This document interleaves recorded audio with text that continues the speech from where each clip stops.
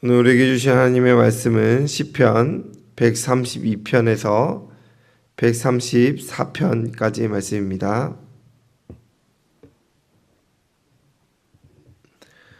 오늘 우리에게 주신 하나님의 말씀은 시편 132편에서 134편까지의 말씀입니다. 다 함께 읽겠습니다. 여호와여, 다윗을 위하여 그의 모든 겸손을 기억하소서. 그가 여호와께 맹세하며 야곱의 전능자에게 서원하기를, 내가 내 장막집에 들어가지 아니하며 내 침상에 오르지 아니하고 내 눈으로 잠들지 하지 아니하며 내 눈꺼풀로 졸게 하지 아니하기를, 여호와의 처소 곧 야곱의 전능자의 서막을 발견하기까지 하리라 하였나이다. 우리가 그것이 에브라다에 있다 함을 들었더니 나무 밭에서 찾았도다. 우리가 그의 계신 곳으로 들어가서 그의 발등상 앞에서 엎드려 예배하리로다. 여호와여, 일어나사 주의 권능의 궤와 함께 평안한 곳으로 들어가소서. 주의 제사장들의 의의 옷을 입고 주의 성도들은 즐거이 외칠지어다. 주의 종 다윗을 위하여 주의 기름 부음 받은 자의 얼굴을 외면하지 마옵소서. 여호와께서 다윗에게 성실히 맹세하셨으니 변하지 아니하실지라. 이르시기를, 내 몸의 소생을 내 왕위에 둘지라. 내 자손이 내 언약과 그들에게 교훈하는 내 증거를 지키질 때 그들의 후손도 영원히 내 왕위에 앉으리라 하셨도다. 여호와께서 시온을 택하시고 자기 거처를 삼고자 하여 이르시기를, 이는 내가 영원히 쉴 곳이라. 내가 여기 거주할 것은 이를 원하셨음이로다. 내가 이 성의 식료품에 풍성히 복을 주고 떡으로 그 빈민을 만족하게 하리로다. 내가 그 제사장들에게 구원을 옷 입히리니 그 성도들은 즐거이 외치리로다. 내가 거기서 다윗에게 뿔이 나게 할 것이라. 내가 내 기름 부음 받은 자를 위하여 등을 준비하였도다. 내가 그의 원수에게는 수치를 옷 입히고 그에게는 왕관이 빛나게 하리라 하셨도다. 보라, 형제가 연합하여 동거함이 어찌 그리 선하고 아름다운고, 머리에 있는 보배로운 기름이 수염 곧 아론의 수염에 흘러서 그의 옷깃까지 내림 같고, 헐몬의 이슬이 시온의 산들에 내림 같도다. 거기서 여호와께서 복을 명령하셨나니 곧 영생이로다. 보라, 밤에 여호와의 성전에 서 있는 여호와의 모든 종들아, 여호와를 송축하라. 성소를 향하여 너희 손을 들고 여호와를 송축하라. 천지를 지으신 여호와께서 시온에서 내게 복을 주실지어다. 아멘. 오늘 우리가 함께 읽은 본문 시편 132편에서 134편은 시편에 기록된 성전에 올라가는 노래 중 마지막 부분을 차지하고 있으며 서로 긴밀한 연관성을 가지고 있어 큐티 본문에선 이례적으로 3장 3편이 하루 본문으로 함께 묶여 있습니다.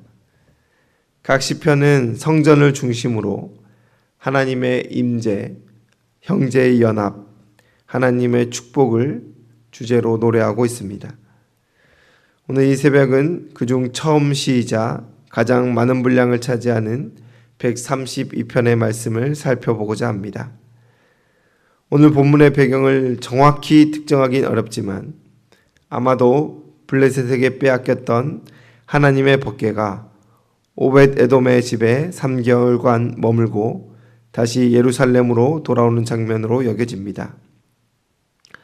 또 다윗이 자신은 백향목궁에서 안위를 누릴 때에 여전히 휘장 가운데 있는 하나님의 궤가 마음에 걸려 성전 건축을 사모하였던 것, 또한 다윗 왕조를 영원히 견고하시겠다 하셨던 다윗 언약을 상기시키는 내용으로 미뤄봤을 때 솔로몬 때의 성전 건축 이후 그것을 축하하고 기념하며 본시를 기록한 것으로 우리는 예상할 수가 있습니다.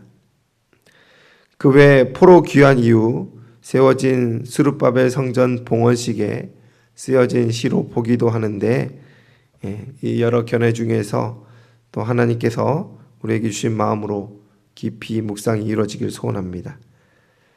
대체로 솔로몬 때 성전 봉헌을 기념하며 쓴 시로 생각되어질 때 감사와 은혜로 하나님께 그동안의 모든 역사를 살펴보며 돌아보며 기억하기를 결단하는 것으로 또 보기도 합니다.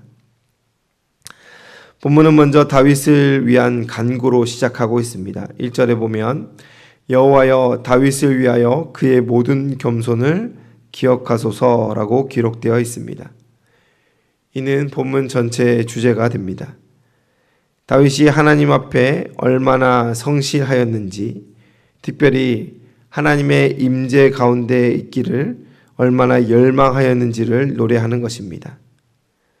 특별히 우리는 성전을 주제로 하고 있지만 성전 앞에 우리의 모습이 어떠하여야 하는지를 오늘 다윗이 잘 보여주고 있다라는 것입니다. 모든 겸손이라 표현된 것은 단순히 겸손하였던 다윗의 인생 가운데 몇 가지 사례를 뜻하는 것이 아니라 다윗이 하나님 앞에 행한 신실한 삶 전부를 의미하는 것입니다. 먼저 생각할 수 있는 것은 하나님의 성전 건축을 향한 다윗의 열망입니다. 다윗은 백향목궁에 거하며 안위를 누리는 자신의 모습과 성전 휘장 가운데 있는 법궤를 보며 성전 건축하기를 사모하였다라고 하였습니다. 이는 단순히 정치적 업적이나 개인적인 과시욕에서 시작된 것이 아닌 하나님의 임재가 이스라엘과 영원히 함께하길 열망함이었습니다. 비록 하나님께서 그것을 허락하지 않으셨지만 다윗의 마음, 그 헌신은 받으셨음을 성경은 우리에게 말하고 있습니다. 그래서 다윗의 몸에서 날 자손에게 이 일을 맡기시겠다 약속하였습니다.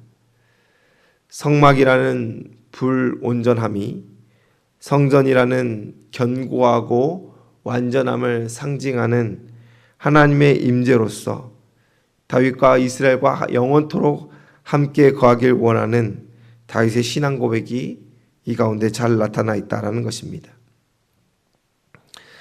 이 약속은 단순히 큰 헌신을 결단하게 한 자에게 주어지는 축복으로 해석되어서는 안 됩니다. 1절에서 말하고 있는 것처럼 다윗의 모든 겸손, 즉 그가 하나님 앞에 신실하였던 모든 인생으로 인해 하나님은 그를 축복하고 언약을 내려주셨습니다. 성전 건축뿐 아니라 다윗 왕조를 영원히 견고히 하겠다라는 약속, 그 축복의 약속을 받았다라는 것입니다. 시편 기자가 고백하였던 것처럼 우리의 삶을 기억해 주시기를 소원하는 삶을 우리도 살아야 하겠습니다. 이는 완벽한 인생을 살아야 한다라는 말은 아닙니다. 다윗도 수많은 과오를 범하며 살아갔습니다.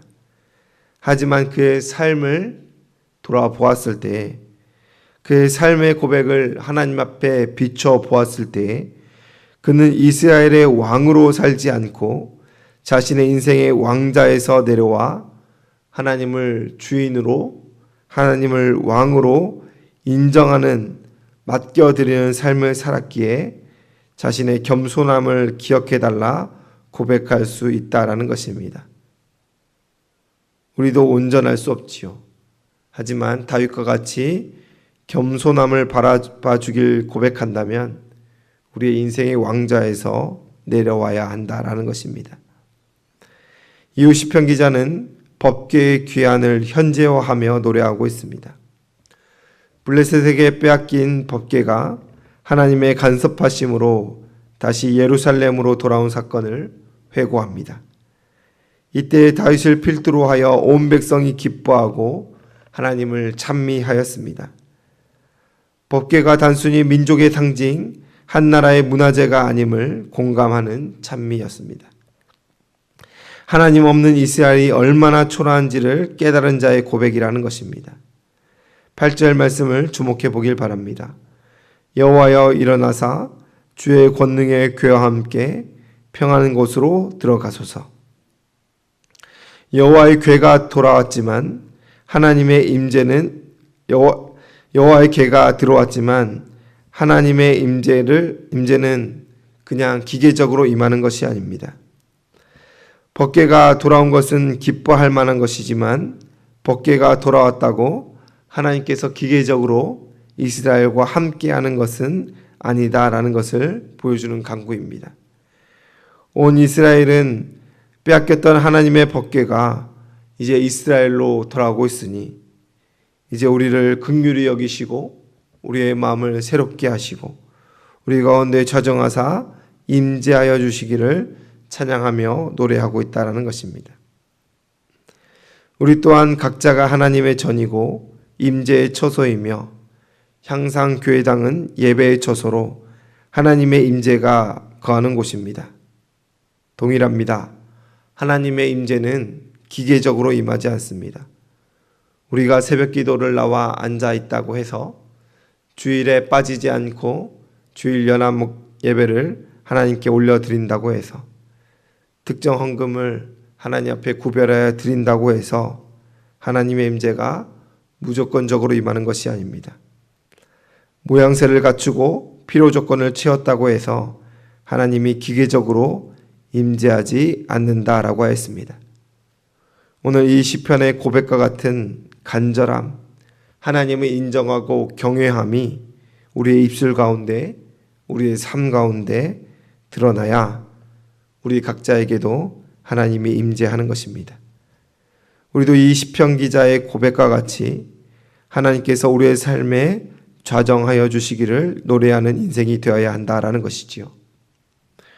여러분은 각자의 마음과 인생 가운데 하나님을 모시고 있습니까? 그가 지금 내 안에 들어와도 될 준비가 되어 있습니까? 우리의 마음은 정결하여 하나님이 거할 처소가 되어 있습니까? 우리 예배의 마음, 찬양의 마음, 삶의 모습은 하나님 보시기에 합당한 것입니까? 하나님의 임재를 구하는 것은 정결한 마음을 구하는 것입니다. 우리 스스로 우리의 마음을 깨끗하게 하고 정결하게 하는 것이 아니라 예수 그리스도의 보혈의 공로로 우리의 더러운 모든 삶의 영역이 의롭게 깨끗하게 맑게 씻어져서 하나님의 거할 처소가 되어야 한다라는 것이지요. 하나님께 의탁드림으로 깨끗하게 해주시기를 구하는 것입니다. 또 깨끗함을 넘어서 우리의 마음 가운데, 우리의 삶 가운데 다른 것, 하나님이 아닌 다른 것이 그 자리를 대신하고 있다면 오늘 결단함으로 모두 쫓아내고 버리고 내어드려야 한다라는 것이지요. 마지막으로 우리가 살필 것은 시온을 중심으로 한 다윗 이후의 왕조와 그 백성들을 축복해 주실 것을 간구하는 노래입니다. 이는 다윗 언약에 근거한 고백으로 하나님께서 그의 왕위를 견고하시겠다 하신 것에 대한 재확인과 신뢰의 결단입니다. 이는 또한 이스라엘 민족 그 자신을 향한 외침이기도 합니다. 사무엘하 7장 16절은 말합니다. 내 집과 내 나라가 내 앞에서 영원히 보존되고 내 왕위가 영원히 견고하리라 하셨다 하라. 아멘. 이 약속은 하나님께서 신실하게 이뤄가시고 후대의 진정한 왕이신 모든 이름 중에 위에 뛰어나신 다윗의 자손 예수 그리스도로 완성됩니다. 이는 다윗 한 가문의 영광을 위함이 아닌 온 인류의 소망이 되는 언약이라는 것입니다. 시편 기자가 노래한 이 언약의 보호 아래 여기 있는 우리 모두도 포함되어 있음을 기억하시길 바랍니다. 그렇게 시편 132편은 우리의 인생의 고백이며 우리 개인의 고백이 되어질 수 있는 것입니다. 그 고백에 합당한 삶을 살아가심으로 그 영광에 참여하시는 저와 여러분 되시기를 주님의 이름으로 축원을 드립니다. 기도하겠습니다. 사랑과 은혜가 풍성하신 하나님 아버지, 오늘 이 시편 기자의 고백처럼 우리의 삶을 겸손하게 하여 주시옵소서. 겸손함은 하나님을 인정하는 것이라 하였습니다. 우리의 마음 가운데 하나님이 아닌 다른 것을 섬기지 아니함이라 하였습니다. 우리의 입술은 하나님을 섬긴다 말하고 우리의 삶은 하나님 앞에서 온전히 신앙하는 자 같으나 어느새 우리 가운데 하나님보다 더 사랑하고 좋은 것이 자리할 때가 있습니다.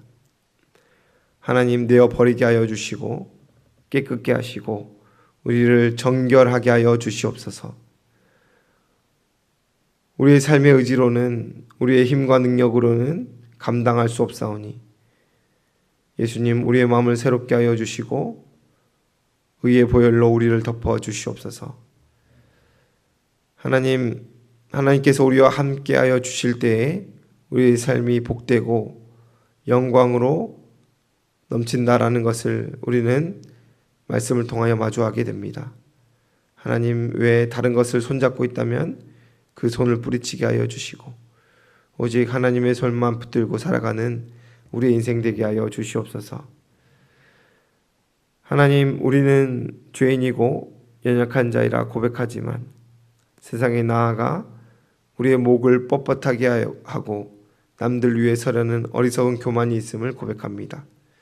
오늘 시편의 고백을 통하여 우리를 새롭게 하사 겸손케 하여 주시고 하나님 앞에 엎드려지는 우리의 인생 될 수 있도록 도와주시옵소서.